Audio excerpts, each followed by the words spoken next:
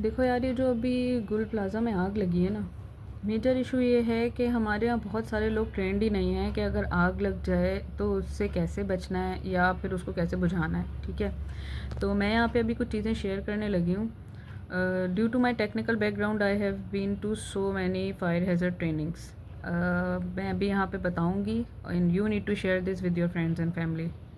देखो, सबसे पहले तो ये समझो कि आग लगती क्यों है। आग लगाने के लिए हमें 3 चीज़ें रिक्वायर्ड होती हैं। सबसे पहला इग्निशन, फिर उसके बाद फ्यूल, इन थर्ड नंबर पे आपका ऑक्सीजन। ठीक है, इग्निशन कोई भी इलेक्ट्रिक सोर्स हो सकती है, कोई जलती हुई तीली हो सकती है, माचिस हो सकती है, सिगरेट हो सकती है, एनीथिंग। ठीक है, दूसरा है आपका फ्यूल। फ्यूल क्या चीज़ें होती हैं, जो कि ऐसी चीज़ें जो कि आग को बढ़ावा दें। ठीक, उसमें आपके पेपर हो सकते हैं, आपकी क्लोथिंग हो सकती है, लकड़ी हो सकती है, ऐसी चीज़ें जो कि जलने की कैपेसिटी रखती हूँ। थर्ड है ऑक्सीजन। अब हम सबको पता है कि हमारी एयर में ऑलमोस्ट 21% ऑक्सीजन होती है। तो आप इसमें से क्या चीज़ कट ऑफ कर सकते हो जिसको रोक दो तो आपकी आग बुझ जाए, वो है ऑक्सीजन। ठीक है, अब डिपेंड करता है कि आग किस तरह की लगी है। ठीक है, डिफरेंट टाइप्स की फ़ायर होती हैं, ABCD कैटेगराइज उनको किया गया है, इतनी टेक्निकल डिटेल में मैं नहीं जाऊंगी।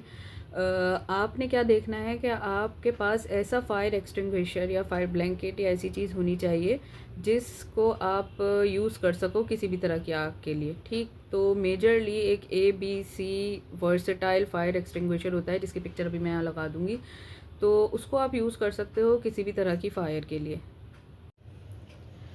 देखो, ये तो बातें हो गई कि आप आग लगती कैसे और उसको बुझा कैसे सकते हो। अल्लाह ना करे कभी आप फंस जाओगे, तब आपने क्या करना है। सबसे पहले तो आपने पैनिक नहीं करना। ठीक है, भगदड़ मचती है तो ज़्यादा मसला होता है।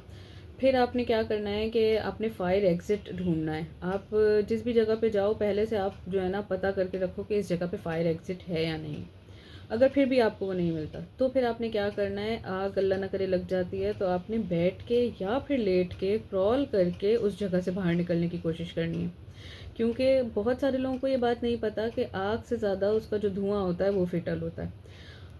आग से पहले आपको जो है ये धुआं अनकॉन्शियस कर सकता है, क्योंकि उसमें बहुत सारी टॉक्सिक गैसेस होती हैं जिसमें कार्बन मोनोऑक्साइड भी हो सकती है, कोई भी गैस हो सकती है, डिपेंड करता है कि जल क्या रही है वहाँ पे चीज़। ठीक, और एहतियात करनी है कि आपने फ़ौरन से निकलना है उस जगह से, या अपने मुंह पे कपड़ा भी रख सकते हैं आप, ताकि आप उस टॉक्सिक गैस को इनहेल ना करें।